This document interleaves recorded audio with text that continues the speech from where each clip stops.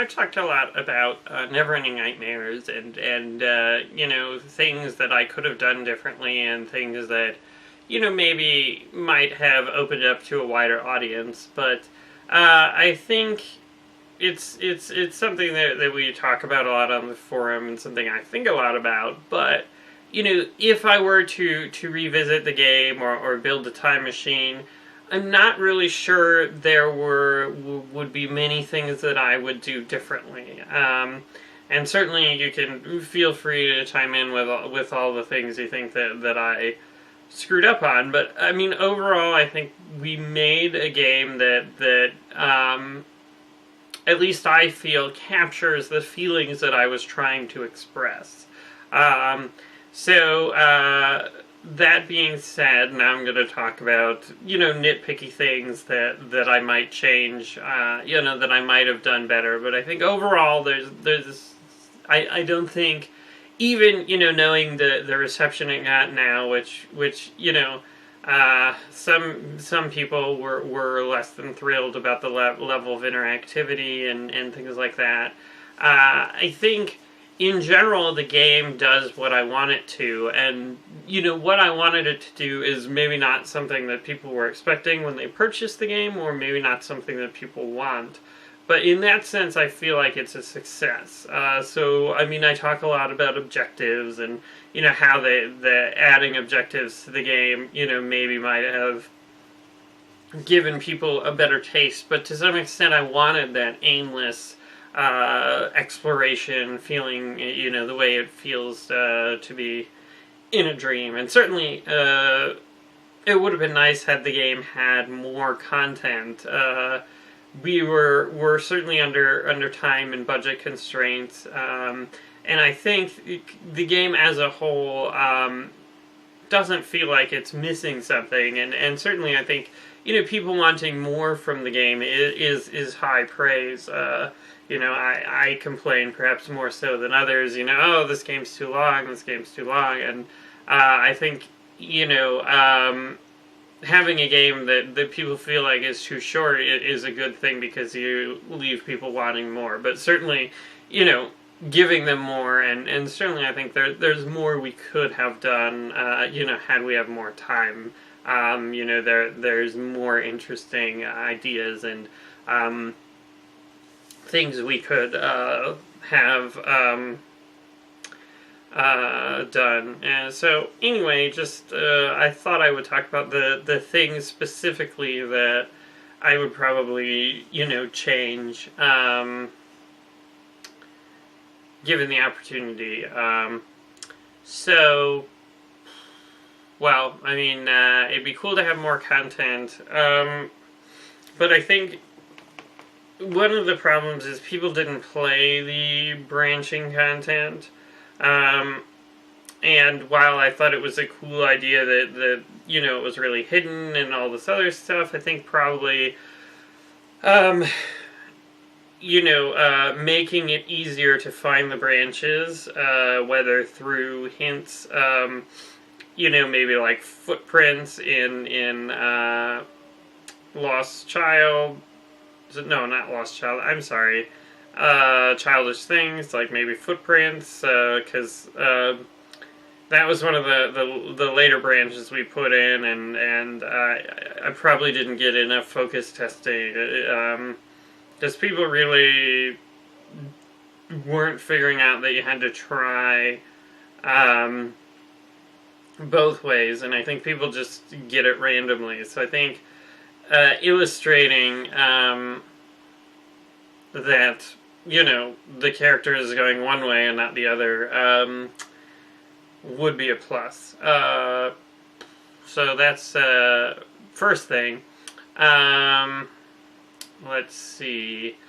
And certainly I think, you know, people said, oh, you know, I don't want to replay through the entire nightmare again. So I mean, maybe some sort of way to just skip to the branching points, if you've already beaten the level. That might have been a nice feature to have. The asylum level, I think, definitely some people feel like it drags along too much, and I think, um, you know, while I like the length, and I like the, art, just these hallways, I think we should have mixed it up. Maybe had like a candle you had to find, and done some more things with lighting, because I think our lighting was very special, and we didn't really take full advantage of that, and I'm not sure why. Probably, I don't know. I mean, certainly it was something we had, from the beginning, and it was cool, but for whatever reason it didn't occur to me that, we could have done something with that to spice up the asylum level, and also I really like the idea, and again, I didn't think of this until after ship, but, having a darkened hallway with inmates in them, if you didn't get the candle, that might be pretty intense, pretty cool. So let's see, what else would I do? Maybe I would make the breathing noise a little bit quieter.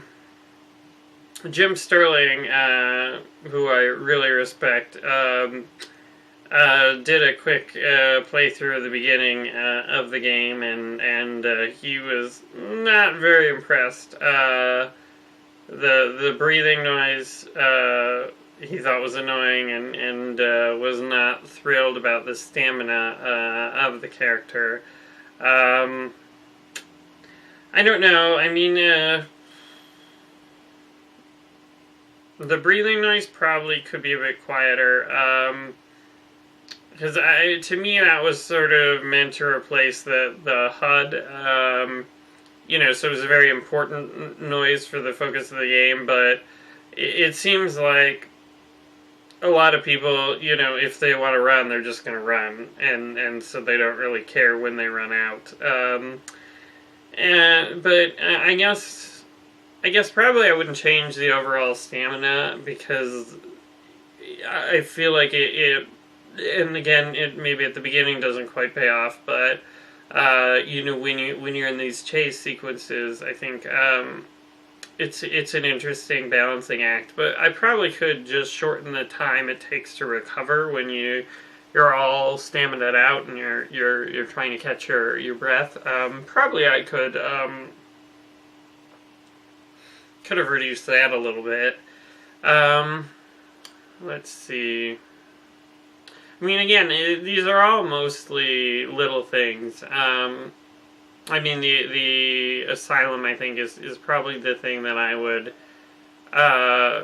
change the most. Otherwise, it would be like little tunes and tweaks to make the game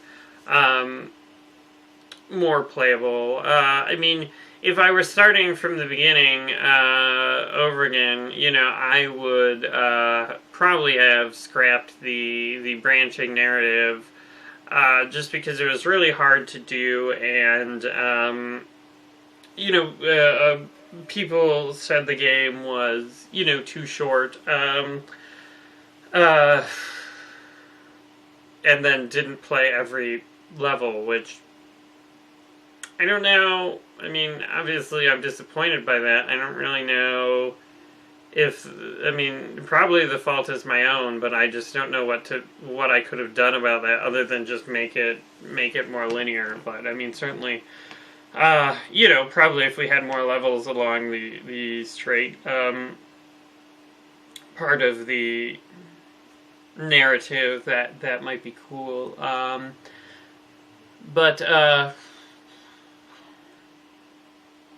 let's see. But yeah, I mean, focusing on one narrative path, probably easier, probably what I would do for, a future game.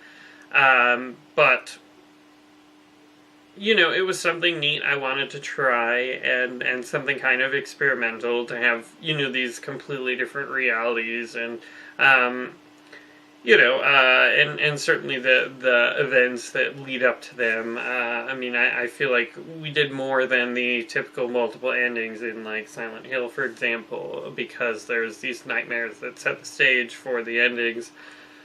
But then, you see why more games don't do that is because, to some gamers, it's essentially throwaway work. It's work they'll never see. And I was hoping by creating a shorter game with these different endings, people would explore it, and it could be more than a sum of its parts. But didn't really pan out that way. But again, I think overall, I'm really happy with the way the game plays and the statements the game made, and a lot of people say, oh, it's really cryptic and really hard to understand, and there's no story, or the story doesn't make sense. But honestly, I'm pretty happy with how that stuff turned out. I don't think, I would want to change the endings or make them longer, make them explain more. I think the endings and the entire game, says what it needs to say, and then, moves on, and that's the same with the dialogue. So, anyway, thanks for watching.